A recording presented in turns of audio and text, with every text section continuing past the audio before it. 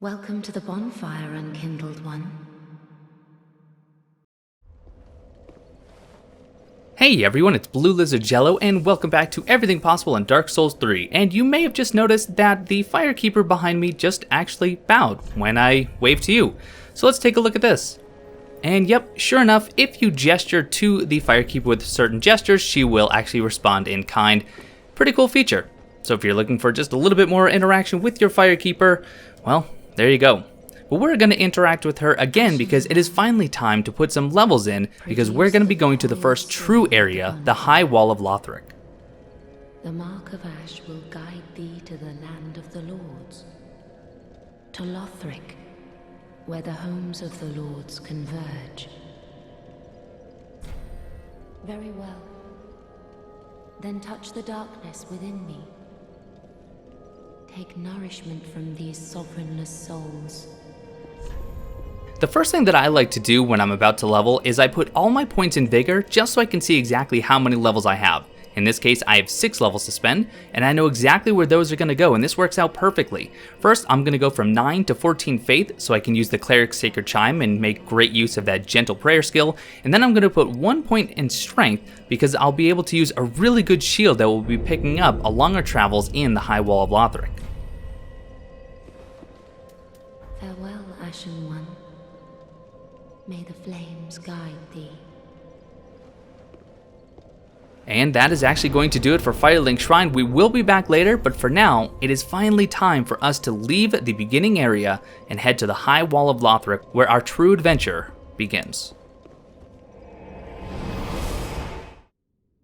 And here we are, whisked away to a brand new area without a bonfire in sight, interestingly enough, but directly behind us we have yet another example of a Lord Vessel. And this time there's actually a coiled sword resting on it. I wonder why the Lord Vessels, or at least the recreations, seem to be so prolific in this area. Opening these doors and just gazing on the beauty that is Lothric. Castles in the distance, the large bridge spanning between the various buildings, really is a sight to behold.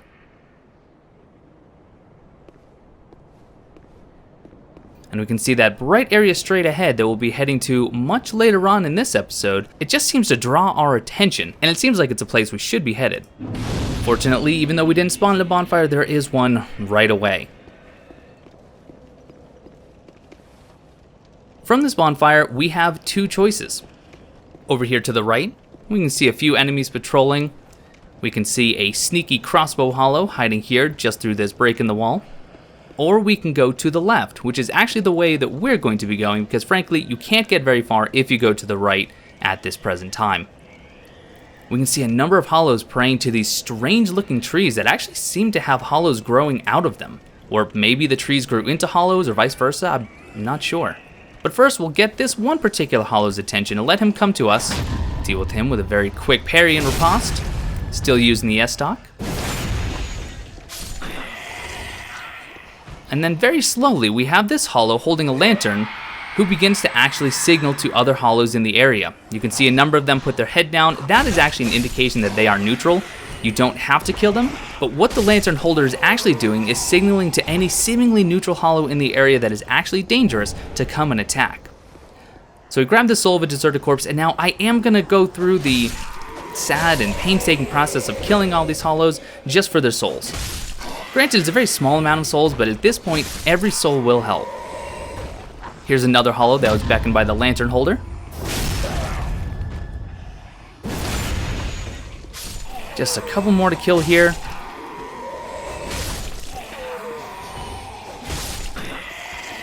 This hollow is actually praying to the head of a deceased wyvern, which is really interesting because there are a number of wyverns in Lothric, but most of them are dead. Wonder what actually felled these beasts.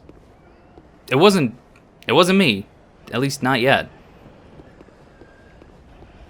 Descending the stairs, we have this enemy over here.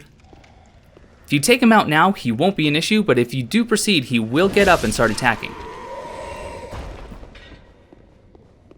And we have 2 firebombs here. And we have this enemy hiding behind the boxes. He will go ahead and attack us, but if we just give him some space, he'll wear himself out.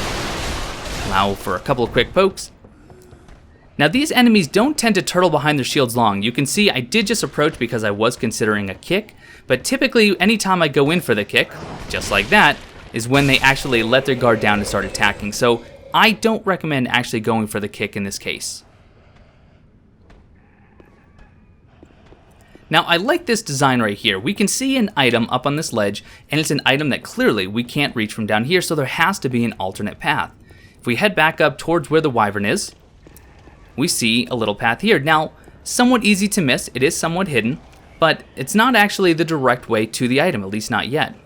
But we have another lantern holder, but we will go ahead and deal with her now. That way any of the hollows that are actually neutral to us won't get up and attack, and we can attack them at our leisure.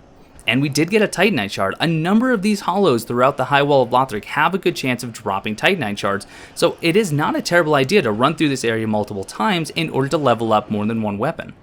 We have this incredibly sneaky and dangerous ambush here, as long as you're the ground that he just landed on at least. Never trust a sleeping hollow. Ever. And now we get the Binoculars. This item doesn't really serve too many specific purposes, although you can use it to actually manually aim some of your spells, but it can be just a nice addition to your arsenal in order to actually view your surroundings. And when you use it, just like a consumable, although it doesn't go away, you get a slight zoom, and then if you press up on the directional pad, you can actually zoom in even further. By the way, this zoom trick does work with your bows and crossbows, so try it out. Now, very slowly, this Deponent Hollow, who did just get hit off, but frankly, I felt bad that he missed me completely. As he slowly makes his way up the stairs, very easy to dispatch. And then in similar murderous blue fashion, we'll go ahead and take care of all these neutral hollows. Now these ones that are actually underneath the wyvern, these are the hollows that would have become activated if we allowed that lantern holder to get her scream off. Fortunately, they are no trouble at all when they're sleeping. And 3 more firebombs, always welcome. Now over here, this is actually the path to that item that was up on the ledge. Again, somewhat hidden and not entirely obvious, but the game does a great job of giving you a hint that you should be looking carefully for another path. And now I finally get to try out the Gentle Prayer skill. So here I am using the heavy attack on the Cleric's Sacred Chime, and then we can watch my HP climb pretty quickly. It's about 6 points for every second right now, for a total of 360. Not bad. Speaking of not bad, the Gold Pine Resin. When you use this on a weapon that you can actually use it on, which means that it can't have any sort of split damage, it can't be infused with certain infusions, can't be a bow, crossbow, staff, things of that nature, but it will add 95 lightning damage for an entire minute. Really, really handy. Fortunately, we'll be able to buy these later on. Now, of course, you can climb down this ladder, but if you're careful, you can actually walk into this platform and avoid any fall damage that way. Over on this body, we have another Soul of a Deserted Corpse. And now we're going to walk into quite the gauntlet. We have an area straight ahead and some stairs going up, but first let's deal with this one particularly dangerous guy with the shield before we actually examine what our options are. We have an area straight ahead with a number of hollows, including some firebolt firing crossbow hollows. And if we start climbing up the stairs, just before we can start to see just how many hollows are up there, we have one of the few remaining living wyverns landing, and he's actually going to deal them for us. Which is very helpful, but at the same time makes going up an extremely dangerous process. And in fact, if we actually head down below here, and I'll just deal with this one hollow for now, that wyvern also makes going low a very dangerous process. Before we actually make a decision, we just got a longsword and the deserter trousers, which is an amazing drop. The longsword, we could pick this up later from a merchant that we'll be rescuing, but getting it a drop this early is incredible. Personally, I don't love the S-Talk, and I'm going to be switching to the longsword because of how great it is. It's a straight sword with an awesome moveset because it can also do some thrust damage. The stance skill is really good for breaking guard or just dealing a lot of damage with the forward lunge attack. And even though it starts as somewhat a quality weapon, it does become more of a strength-focused weapon as soon as you begin upgrading it.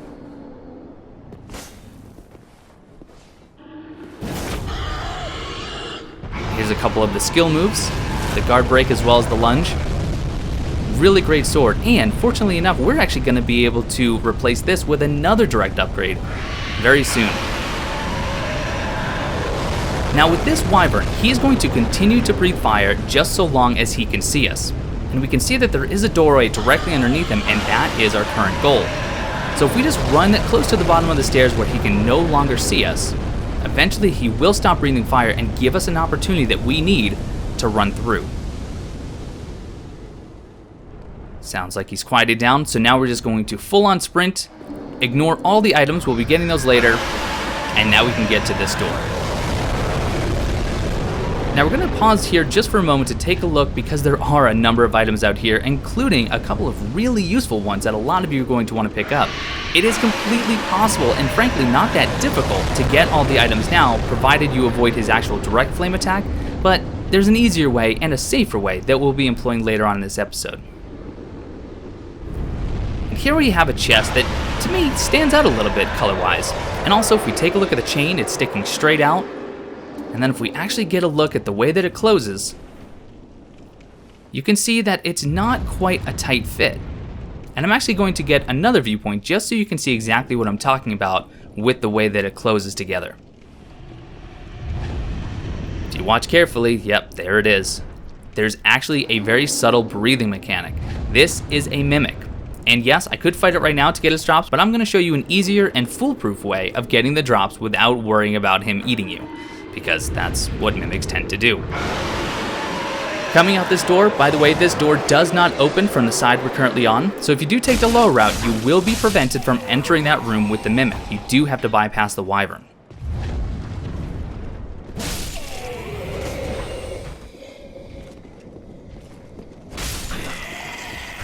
Another soul of a deserted corpse, and we did just see a Lothric Night Pass. Now these are going to be the first somewhat challenging enemies that we've seen in the High Wall of Lothric, and they're going to become a lot more common later on in the area.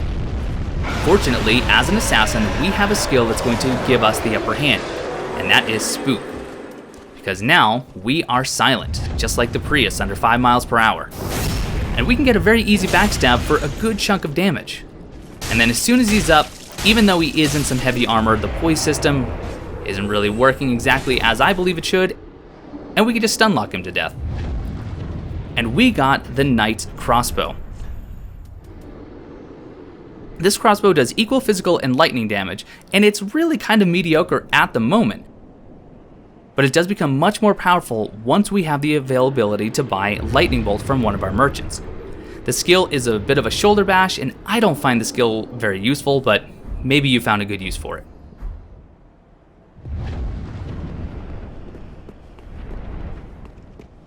Just taking a look at the carnage that the wyvern has left, it's always a good idea just to go down there and check and make sure that there's no loot that you may have missed.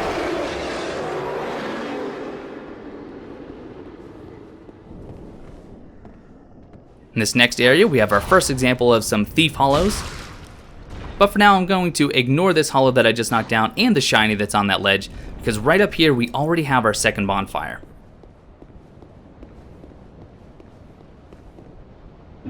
I've said it before and I'll continue to say it, these games often reward exploration, so just keep that in mind. Now we have a good view of the wyvern, and you could actually attack him here from range, but his breath attack can reach as far, just so you know. And there we get another Titanite Shard, which is great because it already means we'll be able to start upgrading some weapons. And now we can go back into the tower where the hollow thieves are. This guy has foolishly decided to climb back up the stairs. But that was his mistake, not mine. My mistake was allowing him to get 2 hits on me. And this is another neat mechanic. Oftentimes, items are placed in such a way that it actually draws your attention elsewhere. For example, me climbing out onto this beam in order to get these 3 firebombs gives me the perfect vantage point to actually perform a plunge attack onto this thief. And believe me, that item placement was no accident. Dealing with this thief just as easily. And over here we have a hole in the floor with a ladder that's descending. By the way, a helpful tip in the Souls games is to always look for lanterns or torches because they often signify a path that you may have missed otherwise. And instead of going forward, we can peer down through this hole, and we can see a number of barrels as well as just barely make out an enemy down there. Now this enemy does patrol a little bit, but if he is standing a little bit closer to these barrels, it makes it very easy to deal with. But we weren't so lucky this time, but it did get his attention. So now, we can get the plunge. Watch out for his halberds, and finish it off with an overkill backstab. Over here we have a door that is locked. We won't be able to get this key in this episode, but that's okay because we do have another way that we can go right now. And we just experienced our first exploding barrels, and they look awful similar to the ones here. I wonder what this hollow plans on doing. Just remember, cool guys don't look at explosions, so please, be a cool guy. Once he destroys those barrels, we can take him out. We see an item straight ahead, and this is a bit of a trap. If we were to run directly to this item, there's a chance that this thief right here might actually get the drop on us. Always be aware of your surroundings and check your corners and your sidelines. And we get the Mailbreaker, which when I first picked this up I thought, what a joke, I can't believe this weapon is still in the game because in previous iterations it has been less than stellar. But it does have the shield splitter skill just like the S-Stock, which means I can pierce directly through a shield to do direct damage, but even more importantly than that, as a side weapon, it can be very useful because it has 130 critical attack. Which means that when I do a parry and riposte or backstab, I will do more damage with this than my longsword, even though the longsword has a much higher base damage. So I'll be certainly having this as a backup. And over here we have another locked door, but fortunately, we will be able to unlock this door and interact with this NPC a bit later on. But we'll have to do some backtracking for this. Running back through, there is a shiny that we ran directly past, but no big deal. So grab these 8 throwing knives and then we'll proceed. Now throwing knives are something that are very easy to get your hands on, they're very cheap, and you can throw them incredibly fast. They don't do a lot of damage, but they are very useful in order to pull particular enemies to you without actually aggroing a large group of enemies. Once we get the cell key, we will be back to free that NPC, but for now, let's go ahead and proceed. Now directly up these stairs we have yet another corpse of a wyvern, and then over on the right hand side I'm going to try to get a look with the binoculars, but we'll actually have to get a better angle before we can see it. There is an ambush over there. So for now let's go ahead and bait this shield wielding hollow back to us. Fail a parry, execute a dodge, excellent, 2 strong attacks later and he's dead. And now that we're at the top of the stairs, we'll take another look and you can just see hanging over the edge what appears to be some tiny little hollowed hands. And if you get the right attack, which I missed on the first 2, you can send him over the edge and avoid dealing with him directly at any point.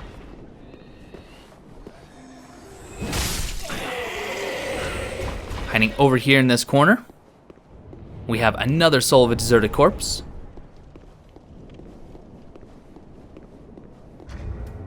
And before I go into this next zone, I want to go ahead and use an Ember since I did die to the Swordmaster in Firelink Shrine because I want to have full health just in case something goes awry. Just taking another look at these wyverns. A really interesting design this time around. It almost looks like they have some fur associated with them. Slowly approaching this group of hollows, grabbing these 3 firebombs, and this one particular hollow straight ahead is going to get up. But not all is as it seems. Very similar to Udek's Gundyr, he will then explode into this writhing mass of abyss matter. Fortunately, he's very weak to fire, and throwing firebombs will actually allow you to stagger him. And once you get a few firebombs, you can head back to the ladder, and then make sure you roll because as you can see from that spatter, he can hit you from up here. And once he actually loses interest, you can actually just start throwing more firebombs, catch him on fire, which will cause a stagger, and then finish him off. One thing to note about these enemies, which are called the Pus of Man, you can kill them in their hollow form and they will die very, very quickly, just like a normal hollow would. The problem is, if you do that, you won't get these guaranteed drops. And once you kill them in their transform state, you will get both a Titanite Shard and an Ember. Now there are 2 Pus of Man in this area, and you will only get these drops the first time you kill them in their transform state. So once you've killed them once, if you do actually go through this area again, kill them before they transform and it's a lot easier. And right around the corner from this large soul of a deserted corpse, we hear that familiar twinkling sound. And we have our second crystal lizard, and this time we get the raw gem. We've already talked about the raw infusion before, but again, it removes scaling and increases your base damage. And there's one weapon in particular we'll be picking up shortly that works incredibly well with the raw infusion, and we will be doing that just as soon as we can.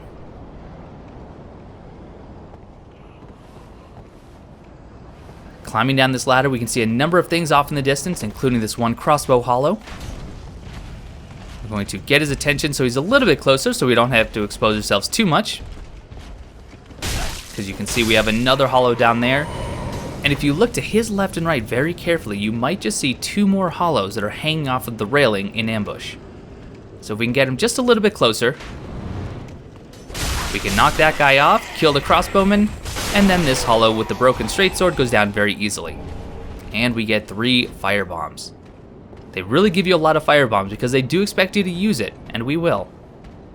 Now we could climb down this ladder, and if we did, we'd be fighting off a rather challenging enemy very, very quickly, but I think there are better ways to handle that. And here we have 3 black firebombs, so the upgraded version of the normal firebombs. Also a starting burial gift if that's what you choose. And right there, we have a very large halberd-wielding winged knight. Really interesting scene down there. We have bodies of winged knights and Lothric knights, and they seem to be locked into some sort of really large-scale struggle down in that courtyard.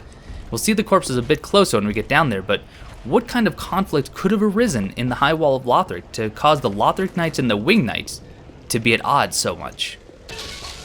Talk more about that in later episodes. This room to the left, that gentleman up there does have a crossbow, but directly inside, we have another lantern hollow, which means that there is somewhere another hollow that will become activated if we let them actually get the scream off. We have a thief hollow waiting in the wings, and then also, just over here, another hollow hanging from the railing. Nothing that a running R2 can't handle, and another Titanite Shard is ours.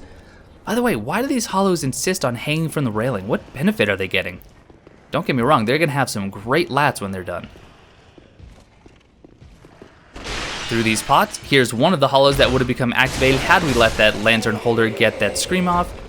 And we get 2 Undead Hunter Charms. Now these Hunter Charms function just like Lloyd's Talismans did in previous games, in that when you throw it at an enemy, it will prevent Estus recovery in that immediate area. And yes, it does work on PvP invaders. It also works on mimics. And that is exactly what we're going to use in order to make the fight with the mimic and the loot gathering from the mimic much easier. We have another Lothric knight dead ahead, but this time they're wielding a spear, not the sword, and they also have a great shield. Any attacks against that shield are going to be for almost nothing. So instead, we're going to employ the same tactic we did before, use Spook, get it behind him, this time with the Mailbreaker, so we can do that bonus critical damage. And then as soon as he's up, we'll two-hand our Longsword, and we'll be able to finish him no problem. And no drop this time around.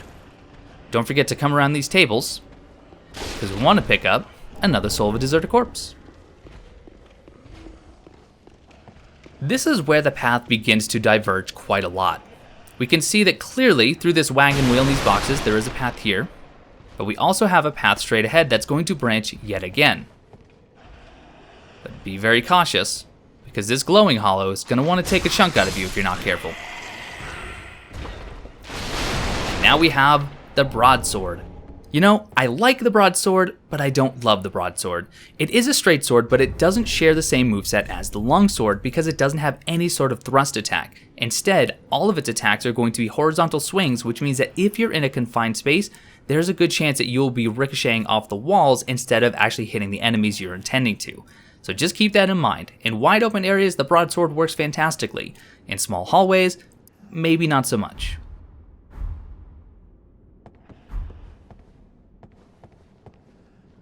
But now we can look down on this area and see a number of enemies. There are hollows with great axes, with halberds, there are dogs, there are firebomb throwing hollows. Definitely an area we want to take very cautiously. All of the barrels that we see on this lower section are combustible barrels, so if we throw firebombs with an enemy nearby, there's a good chance we'll be able to kill them in one shot.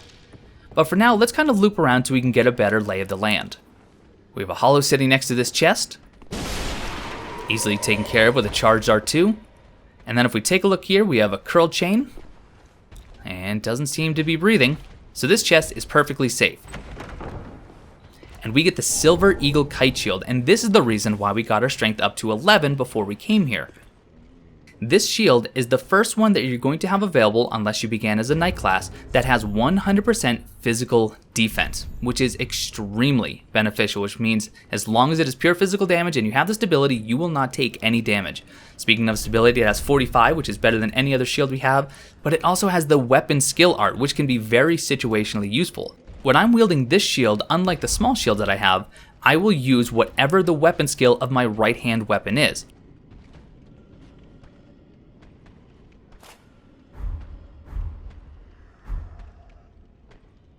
So you can see here, right now I'm just blocking, and then if I use the L2 button, I go straight into my longsword stance skill. This can be really useful if you're looking to actually use the skill of your weapon in the right hand without actually two-handing. Gives you a little bit more flexibility as far as blocking and attacking goes.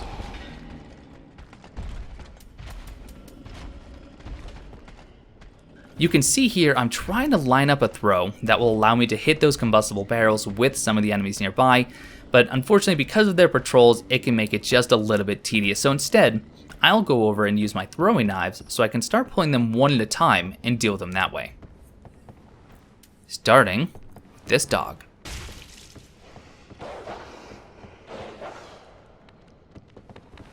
Once I have his attention, I can use this now 100% physical reduction shield, and he is no more. Which is good because even though the dogs don't do a lot of damage, they can stagger you and allow you to get hit by some of these other much higher damage dealing enemies, like these hollows with the great axes. Anytime I think I might get a critical, I'll switch to my mail breaker. Works like a charm. And then anytime an enemy is coming up, if you think you can finish them with a charged R2, go ahead and do it because you have plenty of time in order to get that charge completed.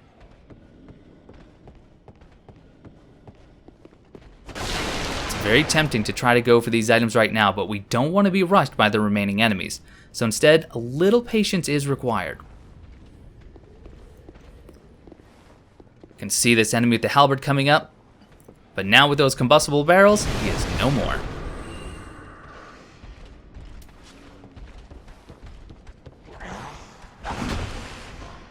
Another backstab from the wonderful mail breaker, and then nearly take him out with a charge R2.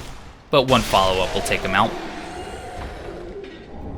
And we actually get another raw gem, which is really helpful at this stage. The raw infusion is actually going to benefit you quite a bit until you start leveling up your strength and dexterity. We were lucky enough to get a halberd off of this hollow. Now we could have actually purchased this from the shrine handmade, but to get one for free, never a bad thing. This is a pretty decent quality weapon with a lot of range, and you can see it does have both standard and thrust attacks, which can benefit you in a number of different situations. Once you start to upgrade it, it does scale slightly higher with dexterity, but if you're looking for spin to win, halberd's pretty cool. One last canine enemy to deal with. Any heavy attack will get them staggered, so use those to your advantage. And then we get the cell key, which means that now we can go back and rescue that NPC who's going to serve us very, very well in this playthrough. A couple more items to get, including an Estus Shard. Go ahead and turn that into Andre for another Estus Flask, and then over here behind these crates, we get another Titanite Shard. So before we actually go down and deal with that large winged knight, we're going to go ahead and run back to both the locked cell door and the mimic. I'll go ahead and speed this up because you've already seen this run. Also, I just love the pitter patter of his quick little feet.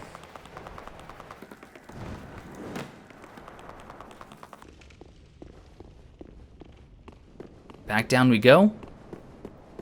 Can finally unlock this door, and we have one of my favorite NPCs, Mr. Greirat. Ah, you're no jailer, are you? No, you're from far away. And judging by the bell, you must be some of that unkindled ash. Remarkable. If that's true, then I have a favor to ask. Below the high wall is a musty little town. Not the home of any lord, just a very old settlement of undead. An old woman, Loretta, lives there. Please, give her this ring. I'm not asking for charity. In fact, if you do this for me, I'll be sure to repay you in kind. I may be a petty thief, but I've more wits than most royalty. What do you say then, huh? Very well. I humbly place my faith in you. I am Greirat of the Undead Settlement, and I promise to assist you. Give this ring to old Loretta at the base of the high wall. Do your part, and I'll do mine. As long as you promise to deliver this ring to his friend Loretta, we can get the blue Tearstone ring, which when equipped, anytime we fall below 20% HP, our damage absorption will increase by 40%, which is actually a large amount. But you know what, we haven't really talked about defense, so let's head over to Silverius and take a look. The amount of damage that you take from a hit is calculated on two things. The first of these is called defense, and this is calculated based on character stats and is a flat damage reduction. For example, if you were going to take a hit that would cost 200 hit points and your physical defense is 78, you would only take 122. The second is called absorption, and this is not a flat damage, instead this is a percentage damage reduction and is armor dependent, and this is calculated after defense. So let's actually take a look at how damage is calculated when armor is concerned. Right here I have examples of some of the highest damage absorption armor and the lowest. You can see here that Smo's helm has no defense listed because armor doesn't have defense listed, only absorption. The actual defense is completely irrespective of the armor that you're wearing, it only matters that you're wearing some armor. You can see over on the right as I switch between Smo's helm and the Pyromancer crown that my defense will go up to 87 regardless of which one I choose. The only thing that's actually changing is the damage absorption. So for now, we're going to go through the different pieces of armor and just take a look at the defense, which will stay the same regardless of which piece I choose, and we're going to put on the lowest damage absorption armor that we have.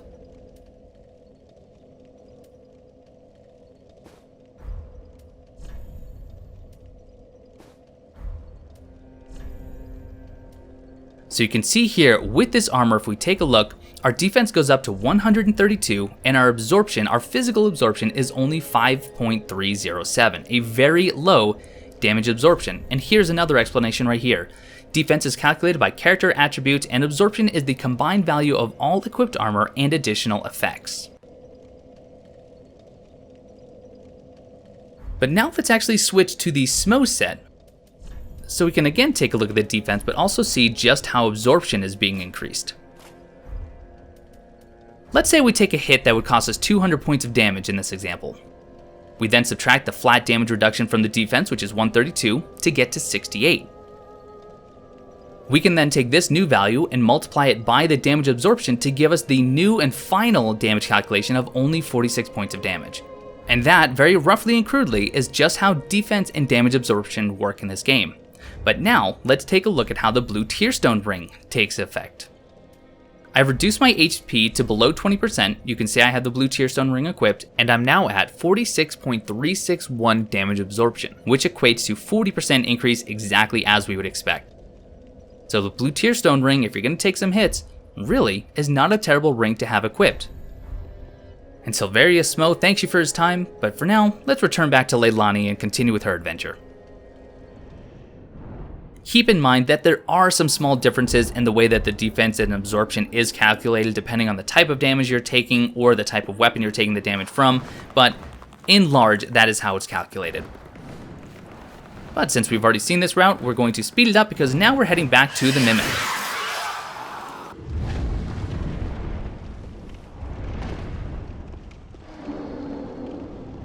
Once again, taking a look at the Mimic, I'm going to go ahead and equip my Undead Hunter's Charm.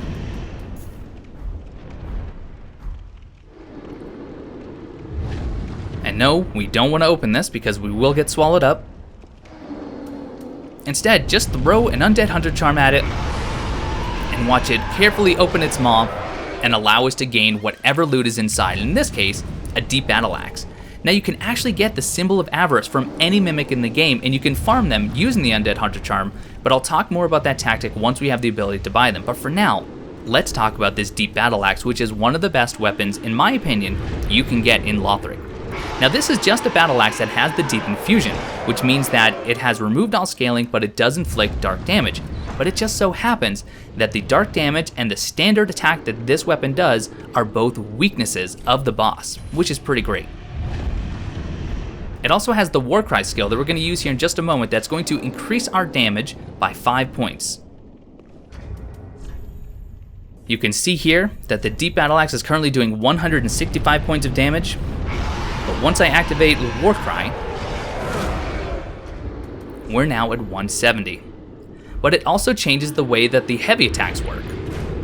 No, it doesn't automatically cause you to miss, but it does do this very long charging and slam. It does a lot of damage, but you have to make sure that you're locked onto your target, or at least you have it aimed, unlike what I just did. So for now, the biggest thing that you have to worry about with the Mimics is their grab attack, which is that move right there.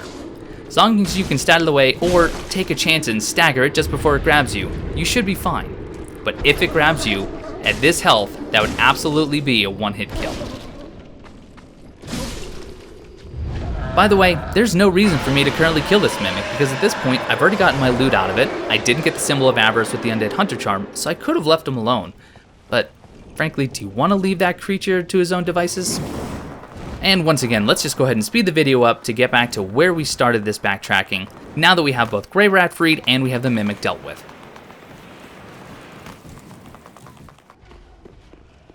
And this time, we are going to take this path on the right, to get one of the other incredible weapons that this level has to offer.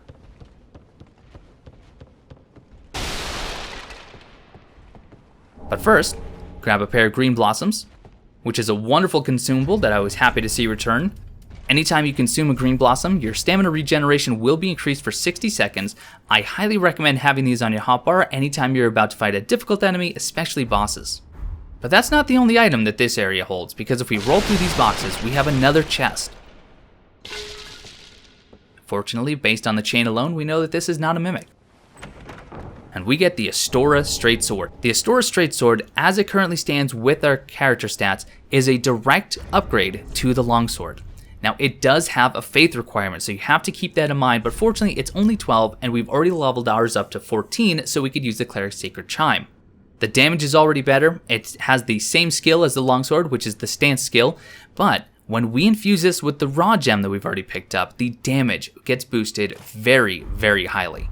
Highly recommend a raw infusion for the Astora Straight Sword as soon as you can, unless you're going to be upgrading your strength and dexterity that quickly. I have to use an Ashen Estus Flask because I'm completely out of FP, but now I can use Spook and drop down nice and safely without taking any fall damage. But now it's finally time to deal with this Winged Knight that we've been avoiding for so long. Also, if you're using the Spook spell, you may want to recast it before you do what I do, because you can see it runs out just before I do a plunging attack. And unfortunately, even though I did that much damage to the Winged Knight, I did get the attention of the Hollow that was lying in wait, and since I didn't kill him, I now have to play a little bit of Ring Around the Rosie so I can separate the two. And once again, just commenting on the fierce battle that must have taken place, leaving only this Winged Knight alive. Almost takes me out with his spin to win. But now, I can actually take care of this Hollow and focus on the Winged Knight. His moves are pretty well telegraphed, and yes, you can get a backstab. Unfortunately, I did miss, but you have to watch out for this Pillars of Light spell. The damage itself isn't all that great, but it can hit in numerous targets and hit you a number of times before it actually fades. He has a good chance of dropping some items. Unfortunately, I wasn't so lucky this time. Heading over into this extension, there are no items, just a couple of hollows to kill. But at the top of this ladder is where we were before when we fought those crossbow hollows. Just wanted to show the connection. There are a few items to pick up just in this courtyard. Right down here where that one sleeping hollow is, we will pick up another dexterity weapon, the rapier. Now the rapier does have some moves that are similar to the Estoc, although it doesn't have any slash attacks. Everything it does is thrusting. You can see, however, even though the damage might be a little bit lower than what we're using, it does have a critical of 110, so it will do some good backstabs and riposte. But as far as the skill goes, you can see that we have this backstep and lunge, or for the heavy attack, we have this quick flurry of thrust. So if they're weak to thrust damage, or if you're using something that boosts your counter damage with thrust weapons, then the rapier can actually do a decent amount of damage. We have an Ember on this corpse. See that item up there on the ledge? We'll be getting that later. And we have another Ember right over here. Now that we've dealt with this area, we can safely get the items just up above, but I wanted to show that we have a shiny over here to the left. But if we go for it now, that flaming crossbow bolt will probably end up in the back of our head. So instead, let's deal with this enemy with a Mailbreaker, unfortunately. Always be aware of what weapon you're using, because my goodness is the Mailbreaker terrible if you're not doing a backstab or a riposte. Deal with this other hollow that joined the fun, and now we'll go get those items that we saw up above. Including a large soul of a deserted corpse, and then a relatively short jump to make, and that'll get us the Ring of Sacrifice. We will actually pick up a number of these in the playthrough, and they can be very useful because the way that the Ring of Sacrifice works is, when it's equipped, if you die, you will not become unembered, and you will not lose or drop your souls. It can also be very helpful if you have died, especially let's say to a boss or just through a very difficult area. If you then equip the Ring of Sacrifice and you die on the way to pick up your souls, you will actually have another chance to get back to your bloodstain. Very, very useful. By the way, once again, just using Spook to prevent even the most small amounts of fall damage, and then I can use Gentle Prayer to restore that little health that I've lost. We have a Soul of a Deserted Corpse, but even more importantly, right next to it, we have the summon sign for a very unique NPC summon, Lion Knight Albert. Now this area is the only place where we can actually summon Lion Knight Albert to fight with us, but we will actually have to encounter him in a much more hostile form later on.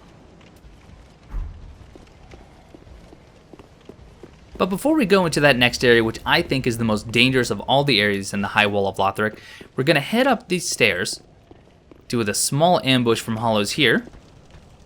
He's not the ambush, by the way. This is the ambush I was talking about. 4 hollows will jump up from the railing. You can deal with most of them just by smacking at their hands, but they go down very easily with the Astora Straight Sword. Then hiding over behind this Lothric Knight Corpse, we have 3 more Green Blossoms. But even more importantly, if we push forward, we're going to find this elevator. It's going to take us up just a little ways.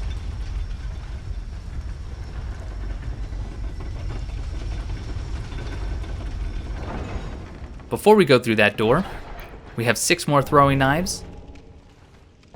And now this door, which can only be opened from this side, will actually lead us back to the very first bonfire, which is very, very useful. We just have a few more enemies to get through, including this hollow with the Great Axe.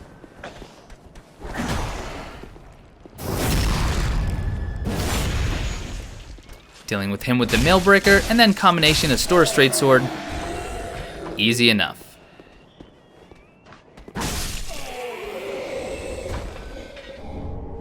Here we have another Soul of a Deserted Corpse, and we're just about back to the bonfire, which is going to be very useful. But we have a small gauntlet here that we need to get through. As we saw when we first approached this area, there is a firebolt firing crossbow hollow up above. We have 2 dogs on patrol, as well as a halberd wielding hollow that is going to stay very close to at least one of the dogs most of the time. The best thing to do here is to be patient and allow them to separate as much as possible before you go up there and try killing them. I, however, am not the most patient of players, and I am indeed going to pay the price.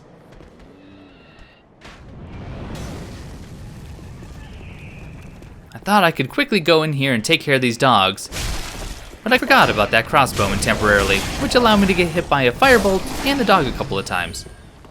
Absolutely careless. Don't be like me. So now instead of dealing with the halberd, which at least this was a more intelligent decision, I am going to go deal with this crossbow.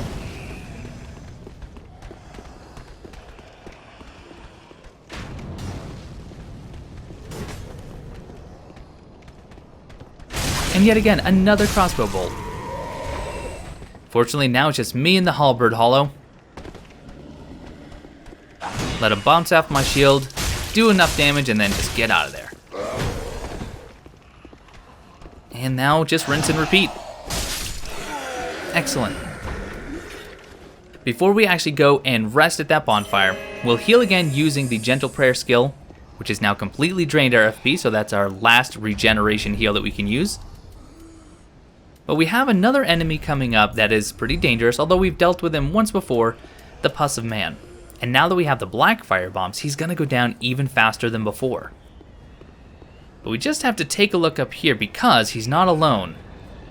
We do have another crossbow hollow who decided to take another shot at me, and I'm going to take another set of fire damage. Really, really well played, I know.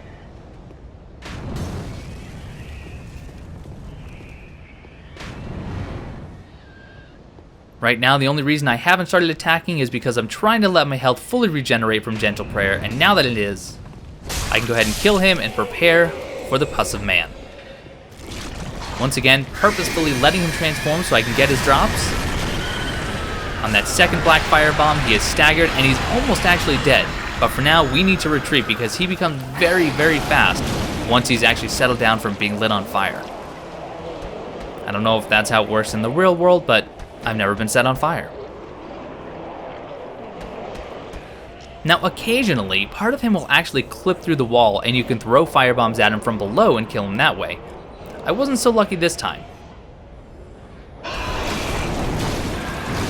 So instead, once I avoid one more of his attacks and reset the encounter, I'm going to have to go up there and make a very quick sprint, bait some of his attacks so I can get just out of range of that long arm and get some firebombs thrown in. Took a risk, got him staggered, and got him killed with the Astora Straight Sword. And because I let him transform, and that's the first time I've killed him, I get another Titanite Shard and another Ember. But the other piece of loot that we were looking for up here is the longbow, along with 12 standard arrows. We're actually going to use this very shortly here so we can take care of that wyvern and collect all the loot that we had to miss out on earlier. But before we do that, we're going to need a lot more arrows. Fortunately for us, we now have a vendor back at Firelink Shrine who's willing to sell standard arrows. And that's exactly where we're going to be headed to next.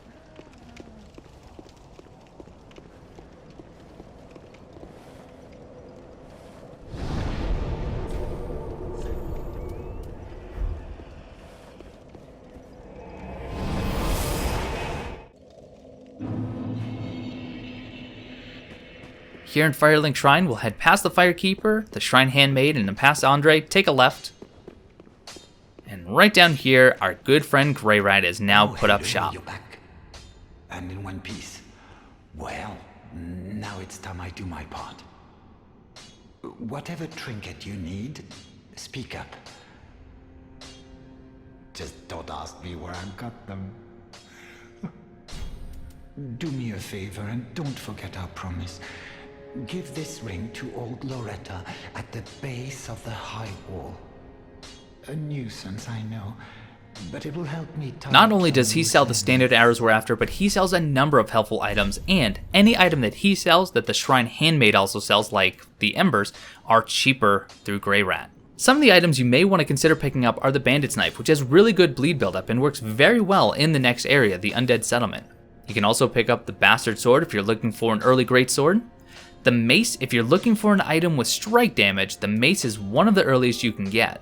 And the Kite Shield, which is another 100% physical defense shield, but it has slightly higher stability than the Silver Eagle Kite Shield, and it has the parry skill instead of the weapon skill. You can also pick up some armor pieces, but here's what we are after, the standard arrows. We'll go ahead and pick up a total of 87, that way we can get the maximum of 99 that we can currently hold.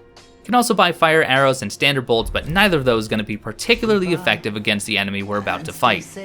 Now, I just mentioned that I could carry up to 99 of these standard arrows.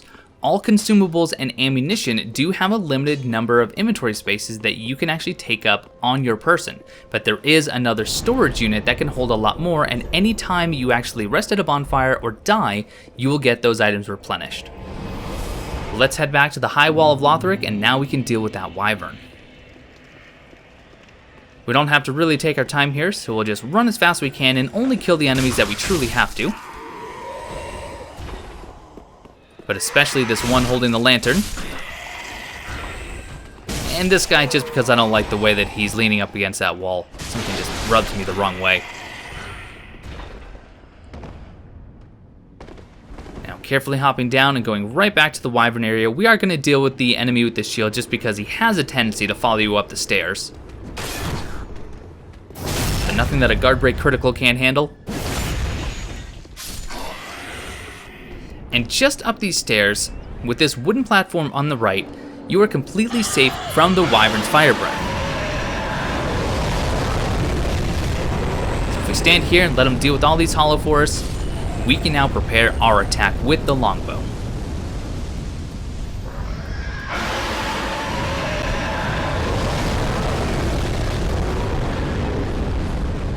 Now the trick to actually hitting the wyvern is to wait until after he's actually used his fire breath attack, and then you want to fire exactly where his head will be, but just before it's actually there. You can see here that I do get one shot off, but unfortunately it is not the most damage that I can do because it doesn't hit him in the head. This is going to take some time, but this is the safest way that you can get the items up above, as well as get a reward from, well, not killing the wyvern, but for making him leave. Now, I'm going to tell you right now, this did take a few minutes, and it did take over 50 arrows because I did miss a few times. So I'm going to go ahead and cut the vast majority of this fight out, because really, it's just tedious. And with that, the wyvern will fly off, and I get a large Titanite Shard. You might wonder if this is actually worth it for a single large Titanite Shard. I would argue that it is, because if you use this along with a large Titanite Shard that you get from trading a Firebomb with the crows, you can have access to a +4 weapon a lot earlier than any other method. Up here we get a club, which is a good strike weapon, we get an ember, and then probably the item most of you are going to be most excited about down here at the end, we get the claymore. The claymore does require 16 strength to wield, which is a lot more than we currently have. But if you're going to two-hand it, because it does artificially inflate your strength, you only need 11. It has a really good skill set for being a greatsword because it does have a nice thrust attack, and the skill is the stance skill. So once again, you can use this to break guard, or just to do a very powerful lunge attack.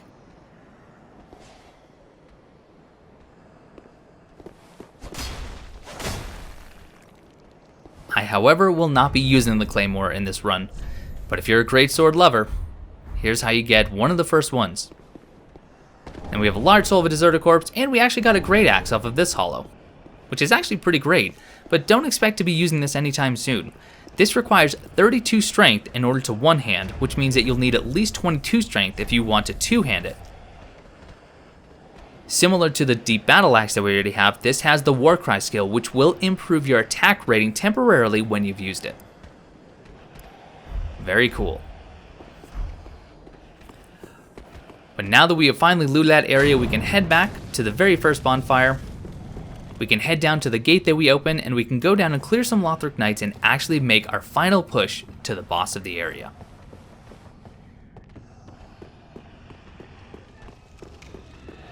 And yes, I'm actually letting these hollows live this time.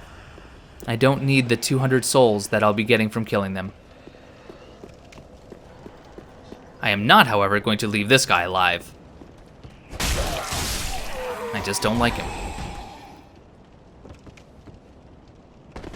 But we can avoid the dogs and the halberd hollow by just hopping down onto this platform, and if we're lucky, we might be able to get a plunging attack on this great axe hollow.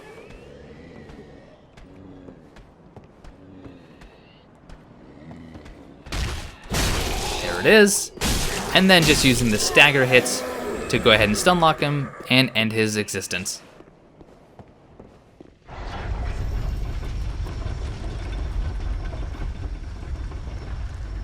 One tip that I would like to impart on all of you is I send the elevator back up. Even though I have fairly high confidence that I'll be able to defeat this next area and the boss without dying, it's always nice to have it up there just in case. It makes the run back a little bit easier. Plus, if the elevator's at the top and you're being pursued by hollows, you can typically get on the elevator and start going down before they become an issue.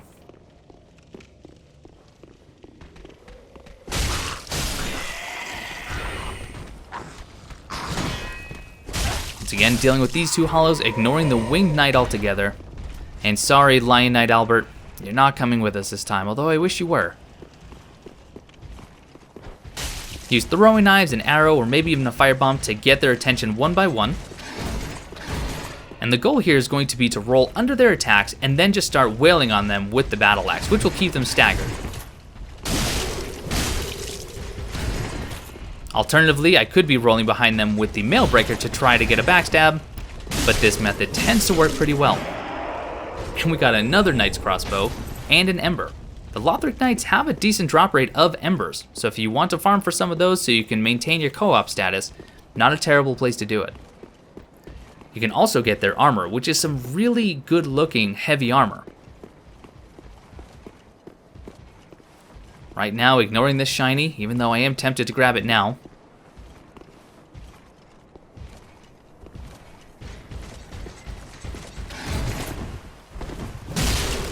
Once again, using the stagger ability of the battle axe, take him out with relative ease.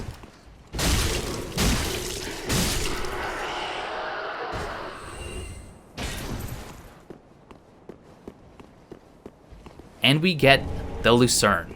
Or maybe just Lucerne, as if it's actually the weapon's name and not the type of weapon. I know that's not the case, but I kind of want it to be. But the Lucerne is a really interesting weapon because you might think that it actually does some sort of strike damage because it's part hammer. But this halberd actually does thrust damage only, which pairs very, very well with the Leo ring as far as counter damage goes. But it does have a nice spin to win, and if you're going to be leveling up quality catcher or focusing slightly higher on dexterity, you can get some really good damage out of the Lucerne. Or just Lucerne.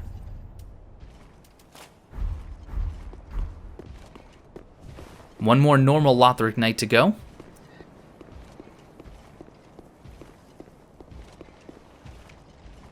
This time it is one of the spear-wielding knights, so a little bit more dangerous. So we'll get his attention, so we can get him to start aggroing. But just like we did with the sword knights, we get a couple of staggered hits in, and then back off.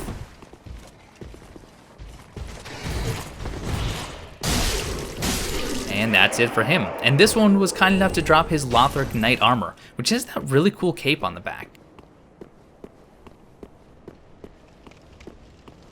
Let's go talk to Emma.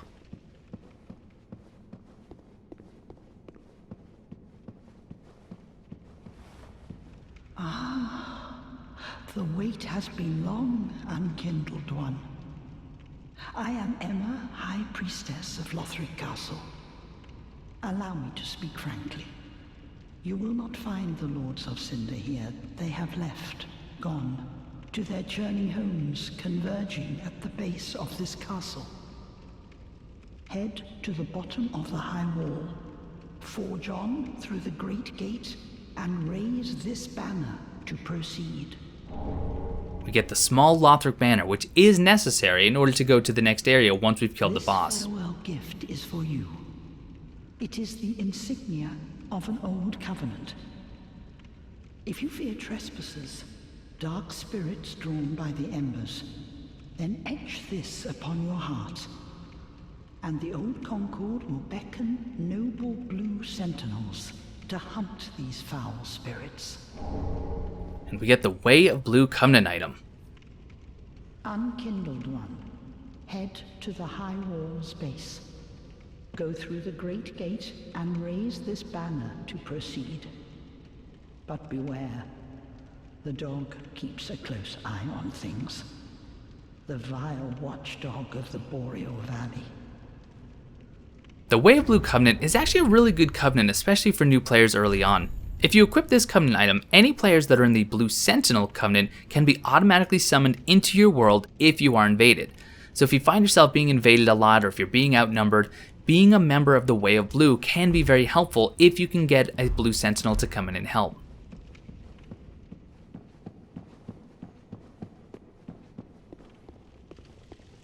Now up these stairs, we have another Lothric Knight who is considerably tougher than all the others.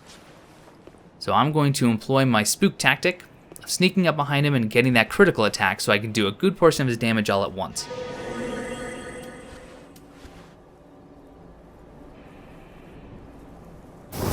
Now as soon as this enemy turns around, you're going to notice something different other than the type of armor he's wearing. He has red glowing eyes.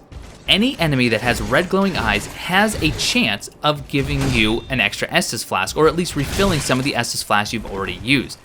No one is quite sure exactly how the mechanic works, we just know that these enemies are tougher and they have a higher chance than normal enemies of refilling some of your Estus flasks. But with the extra chance comes a higher difficulty, as you can see here. He hits harder, has more health, and has the ability to buff his weapon. And once that weapon is buffed, it does a lot more damage. So for now, we're just going to dodge his attacks and then go in there as often as we can to get him staggered and take him out. And for our troubles, we get a refined gem. We did briefly talk about the refined infusion. This will actually balance out the strength and dexterity scaling of a weapon so you can go for a more quality build. Let my health regen using the gentle prayer skill as we descend these stairs, because we just have 3 more relatively easy enemies to deal with before the boss. You can see I was saved there by the iframes. But let's go ahead and deal with him because I don't like to be fired at.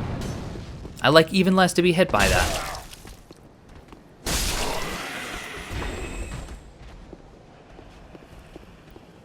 And just one more pike hollow with his wooden shield. Now that he's gone, nothing stands between us and the boss. But if you need some help, you can summon the Swordmaster, provided you've already killed him at Firelink Shrine. As long as you've done so, you can summon him here and somewhere else down the line. But for now, we're just going to prepare a hotbar, because all I want on me are my Estus flasks and my green blossoms. And now, let's get the deep battle axe ready, because it is the reason they gave it to you in this level.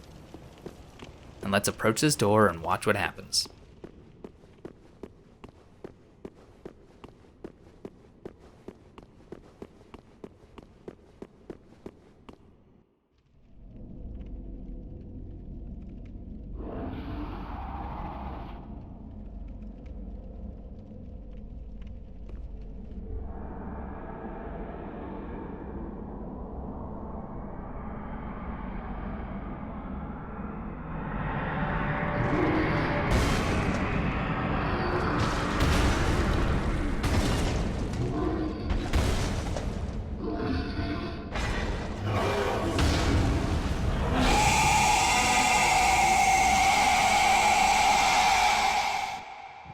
Here he is, Vort of the Boreal Valley, the vile watchdog, as Emma said. So before I actually start attacking, let's get in close and try to actually start understanding some of his attacks. I definitely find it easiest to stay very close to him because you can typically roll directly underneath him and avoid most if not all of his attacks. Which is good because if you see those particle effects around his attacks, he does cause the frostbite effect. And if you get frostbitten, you do take some damage, but more importantly and more dangerously, you take a huge hit to your stamina regen.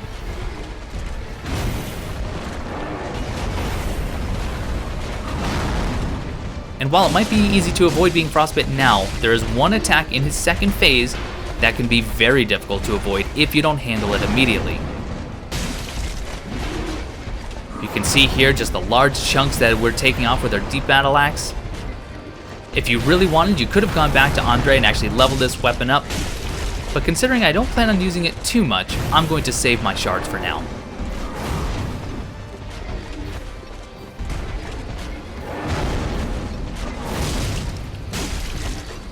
And as soon as he starts doing this pound, that means we're entering phase 2, and immediately he's going to start charging.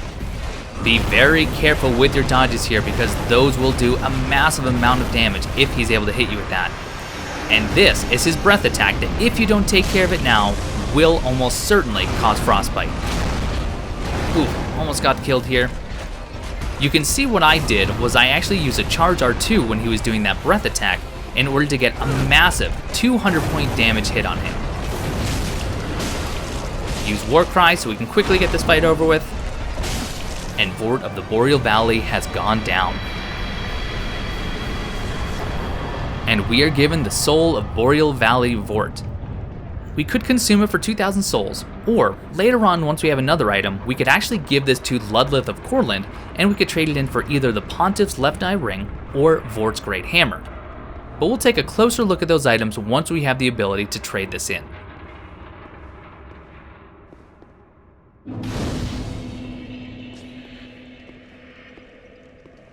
But ladies and gentlemen, that is going to do it for this episode of Everything Possible in Dark Souls 3. One thing I failed to mention and show off because frankly I was too terrified to, you can kill Emma in the cathedral just before we fought Vort, and you can actually trigger a late game fight with the Dancer of the Frigid Valley. I highly recommend not doing that, at least not until you're extremely comfortable with this game, because that fight is very tough. But if you're able to do it, you can get some late game upgrade materials very early on. But I hope you learned something in this episode, and if you did, please leave me a comment, let me know what you learned, and if I missed something, you have to make sure you leave that comment as well so we can all continue learning. But thank you so much for watching, and I will see you next time.